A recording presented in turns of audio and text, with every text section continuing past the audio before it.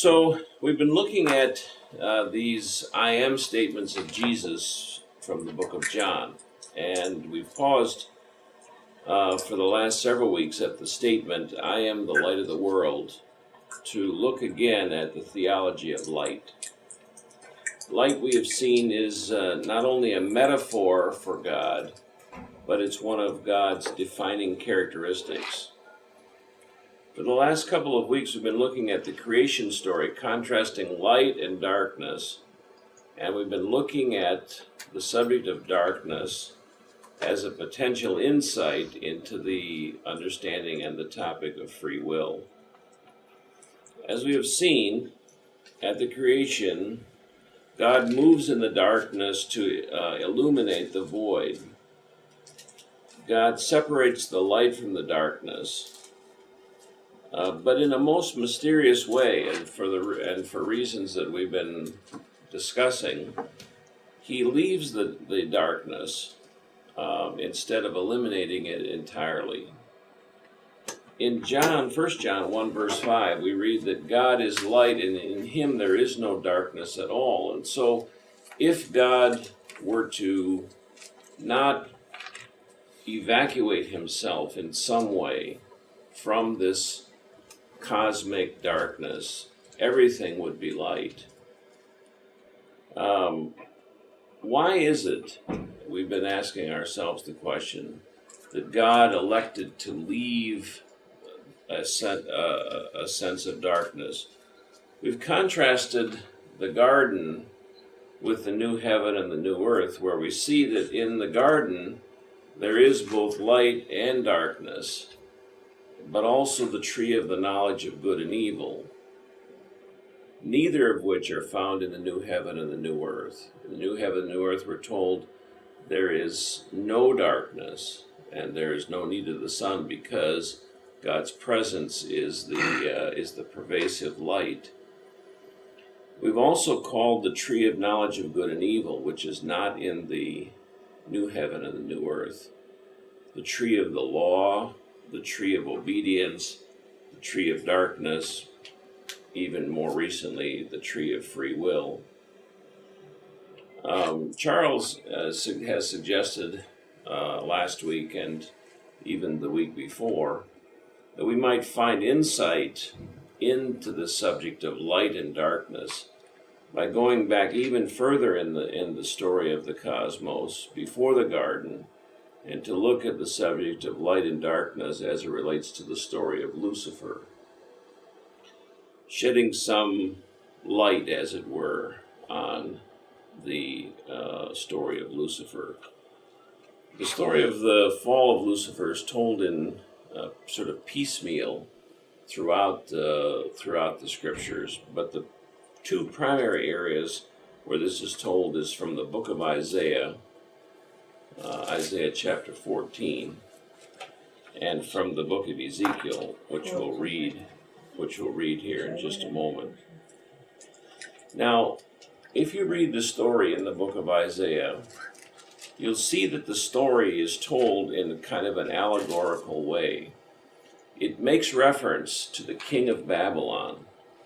And either you understand the story as allegorical, where the king of Babylon is used as a name for Lucifer, or another way of looking at the story would be to see that there is a force behind the king of Babylon, which is this force of evil.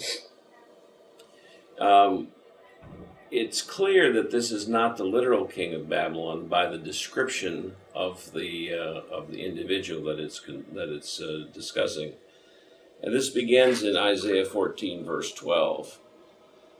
How have you fallen from heaven, O star of the morning, son of the dawn? The King James Version translates it, how have you fallen from heaven, Lucifer, the son of the dawn?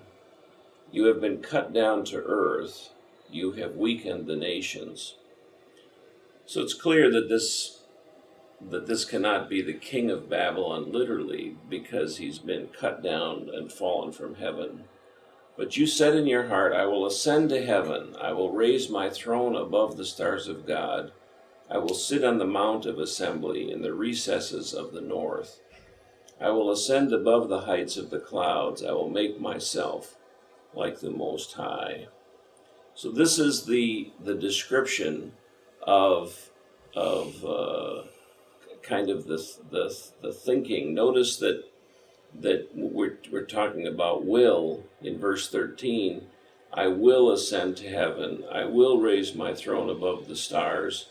I will sit on the mount of assembly. I will ascend above the heights of the clouds. I will make myself like the Most High. So we see here the exercise of the will 5 times in these series of statements, indicating the thinking of Lucifer. In Ezekiel chapter 28,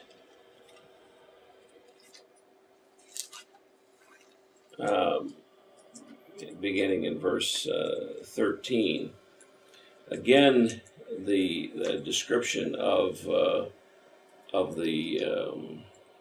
the condition of Lucifer prior to and associated with the fall. Verse 13, you were in Eden, the garden of God. Every precious stone was your covering, the ruby, the topaz, and the diamond, the beryl, the onyx, and the jasper, the lapis lazuli, I think that's the turquoise and the emerald and the gold, and the workmanship of your settings and socket was in you on the day that you were created. They were prepared. This imagery of being covered with stones, precious stones, is the same imagery we see in the book of Exodus concerning and Leviticus concerning the breastplate of the high priest. So we see here sort of a priestly kind of notion that Lucifer holds in heaven, and a sense of his importance can be seen by this vestment that is described. You were the anointed cherub who covers, and I placed you there. You are on the holy mountain of God. You walked in the midst of the stones of fire. You were blameless in your ways from the day you were created, until unrighteousness was found in you by the abundance of your trade. You were internally filled with violence, and you sinned. Therefore I have cast you as profane from the mountain of God, and have destroyed you, O covering cherub, from the midst of the stones of fire. Your heart was lifted up because of your beauty. You corrupted your wisdom by reason of your splendor. I cast you to the ground. I put you before kings, that they may see you. By the multitude of your iniquities, in the unrighteousness of your trade, you profane your sanctuaries. Therefore I have brought fire from the midst of you. It has consumed you, and have turned you into ashes on the earth in the eyes of all who see you. In Revelation 12, verse 4, we see that 1/3 of the stars of heaven are swept down by this fall.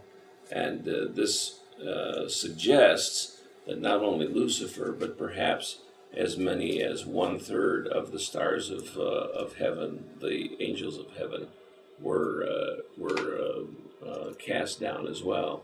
Lucifer, the word itself, means in Hebrew the light bearer, or the bringer of light. This is an interesting notion, I think, given our discussion concerning this issue of light. The issue in heaven seems to be the same issue as we see in the garden. That is the desire to be like God. In Isaiah 14:14, which we just read, Lucifer makes the statement, I will ascend to the heights of the clouds. I will make myself like the Most High. In Genesis 3, verse 1 to 5, you recall, we've read it many times, that the serpent says to Eve, when you eat this, your eyes will be open and you will become like God. So this notion of becoming like God seems to be the common notion between the fall of Lucifer and the fall of mankind in the garden. See that the creature seeks to become like the Creator. In Romans chapter 1, which we have read on a number of occasions as well, we see again that the unrighteousness that is referred to, the suppression of the truth about God, is to worship the creature rather than the Creator, and this seems to be the central core of the similarities between Lucifer and what occurs in the garden. So today, I'd like you to kind of compare and contrast these two stories: the story of the fall of man in the garden, the story of the fall of Lucifer from heaven. Several questions and observations come to mind.